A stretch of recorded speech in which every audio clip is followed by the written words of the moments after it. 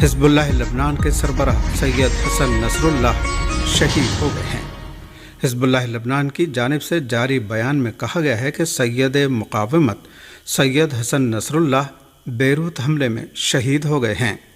سید حسن نصر اللہ شہید عباس موسوی کی شہادت کے بعد حزب اللہ کے سیکریٹری جنرل کے عہدے پر فائز ہوئے تھے اور اسی وقت سے یعنی 32 سال سے استقامتی محاذ کے پرچم تلے غاصب صہیونی حکومت اور عالمی سامراج کے خلاف برسر پیکار تھے اور آخری دم تک قبلہ اول بیت المقدس کی آزادی اور فلسطینی عوام کی حمایت کی راہ میں لڑتے رہے اور اپنی جان اسی راہ میں نچھاور کر دی۔ سید حسن نصر اللہ کا بڑا بیٹا ہادی، جس کی عمر 18 سال تھی، سن 1997 میں صہیونی حکومت کے حملے میں شہید ہو گیا تھا۔ رہبر انقلاب اسلامی نے لبنان کے حالیہ واقعات کے بارے میں ایک پیغام جاری کیا ہے۔ آپ نے اپنے پیغام میں فرمایا ہے کہ نصرت الہی سے لبنان خبیث روسیہ اور جاہر دشمن کو پشیمان کر دے گا۔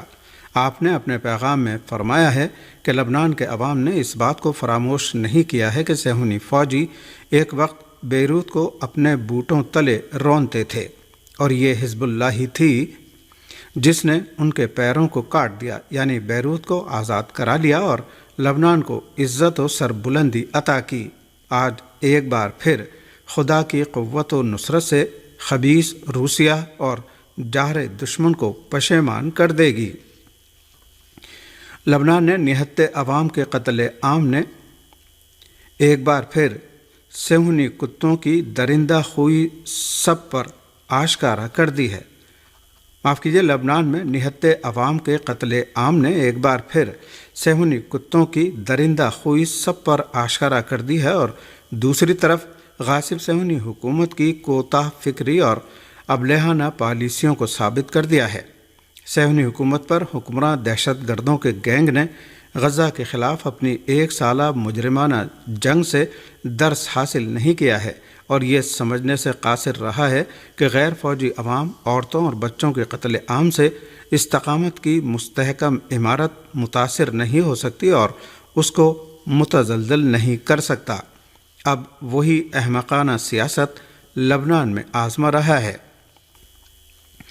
صہیونی حکومت نے ایک بار پھر بیروت کے جنوبی علاقے ضاحیہ کو اپنی وحشیانہ بمباری کا نشانہ بنایا ہے۔ صہیونی فوج کے ایک اعلیٰ عہدیدار نے اس حکومت کے ذرائع ابلاغ سے کہا ہے کہ ہم اس وقت بیروت کے جنوبی علاقے میں واقع عمارتوں میں حزب اللہ کے فوجی ساز و سامان پر حملے کر رہے ہیں۔ المیادین ٹی وی چینل نے بھی بیروت کے جنوبی علاقے ضاحیہ پر اسرائیلی فوج کے تازہ حملے کی خبر دی ہے۔ اس ٹی وی چینل نے کہا ہے کہ صہیونی حکومت کے لڑاکا طیاروں نے مشرقی لبنان میں واقع مغربی بقاع کے علاقے پر بھی بمباری کی ہے۔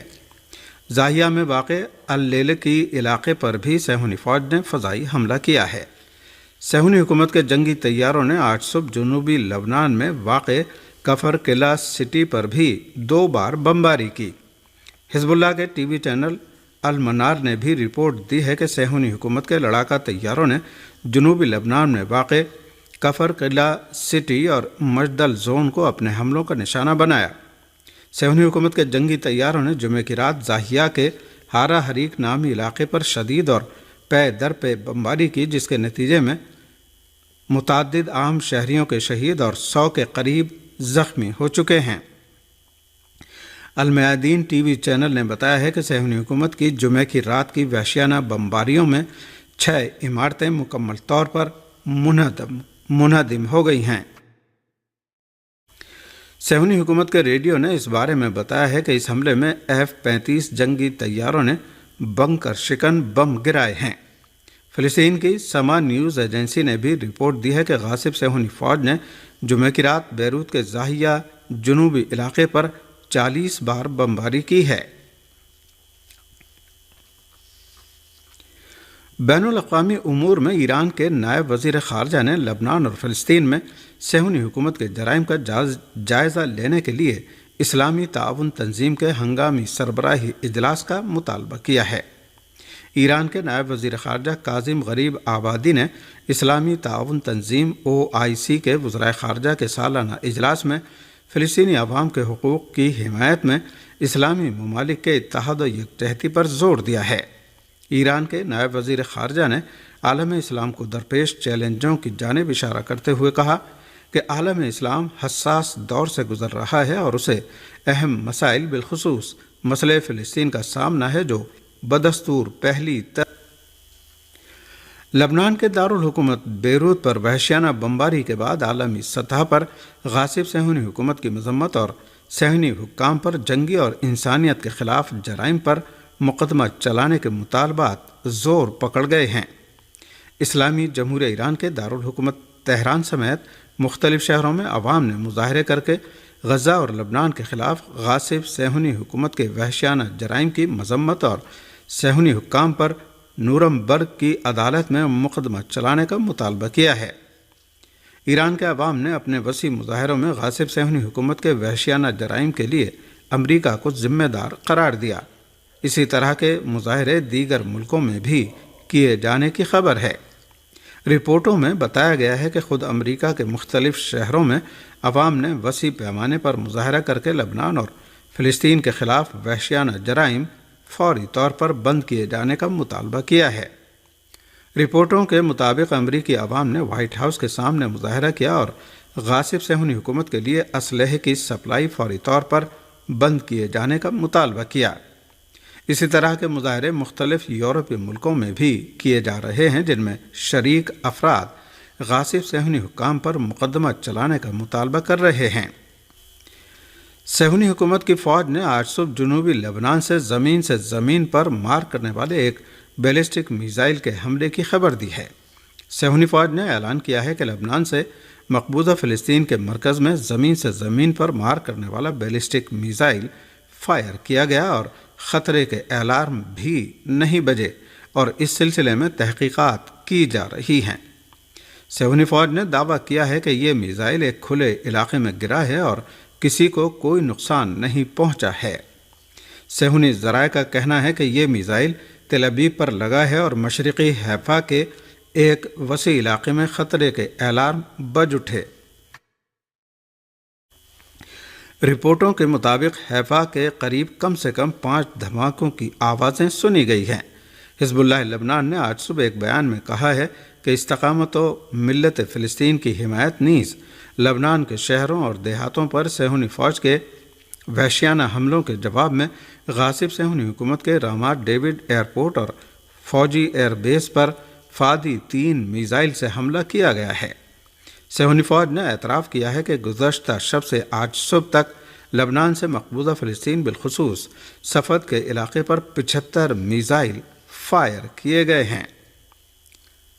یمن کی مسلح افواج کے ترجمان نے بتایا ہے کہ بحیرہ احمر میں بے نظیر آپریشنوں میں امریکہ کے 3 جنگی جہازوں پر حملے کیے گئے ہیں۔ یمن کی مسلح افواج کے ترجمان یحییٰ سری نے ایک بیان جاری کر کے بتایا ہے کہ بحیرہ احمر میں 3 امریکی جنگی جہازوں پر اس وقت حملے کیے گئے جب وہ مقبوضہ فلسطین کی طرف جا رہے تھے۔ انہوں نے بتایا کہ امریکہ کے یہ تینوں جنگی بحری جہاز صہیونی دشمن کی مدد اور پشت پناہی کے لیے مقبوضہ فلسطین کی طرف جا رہے تھے۔ یمن کی مسلح افواج کے ترجمان یحییٰ سری نے کہا کہ بحیرہ احمر میں امریکہ کے ان تینوں جنگی جہازوں پر اسی وقت حملے کیے گئے جب یمن نے تل ابیب اور اسقلان پر حملے کیے تھے۔ یحییٰ سری نے کہا کہ جنگ دفاع مقدس اور فتح موعود میں آج کی بحری کارروائیاں آپریشن طوفان الاقصی کی حمایت میں اور یمن کے خلاف امریکہ اور برطانیہ کی جارحیتوں کے جواب میں کیے گئے ہیں۔ یمن کی مسلح افواج کے ترجمان نے بتایا کہ یہ کارروائیاں یمنی بحریہ اور میزائل نیز ڈرون یونٹ نے مشترکہ طور پر انجام دی ہیں اور ان میں 23 بیلسٹک میزائل اور ڈرون طیارے استعمال کیے گئے۔ یحییٰ سری نے بتایا کہ ان کارروائیوں میں امریکہ کے تینوں جنگی جہازوں پر براہ راست حملہ کیا۔ سعودی عرب کے وزیر خارجہ نے اقوام متحدہ کی سلامتی کونسل سے مطالبہ کیا ہے کہ اس کونسل کے تمام اراکین فلسطین کی آزاد و خود مختار ریاست کو سرکاری طور پر تسلیم کریں۔ سعودی عرب کے وزیر خارجہ فیصل بن فرحان نے آج صبح سلامتی کونسل کے اجلاس میں ایک بار پھر آزاد و خود مختار فلسطینی ریاست تسلیم کیے جانے کے مطالبے کو دہراتے ہوئے کہا کہ امن کو عملی جامہ پہنانے کے فیصلے کرنے میں ہمت اور اس پر عمل درآمد کے عزم کی ضرورت ہے۔ سعودی وزیر خارجہ نے اسرائیل کے غاصبانہ قبضے کے خاتمے پر تاکید کرتے ہوئے کہا کہ جنگ کا طولانی ہونا ایک ایسا مسئلہ ہے جس کے علاقے پر خطرناک نتائج ظاہر ہوں گے، اور ہم نے سلامتی کونسل میں اپنی تشویش ظاہر کر دی ہے، لیکن اس پر ہم نے کوئی رد عمل نہیں دیکھا اور ایک قرارداد بھی جاری کی گئی جس نے اب تک جنگ روکنے میں کوئی مدد نہیں کی ہے۔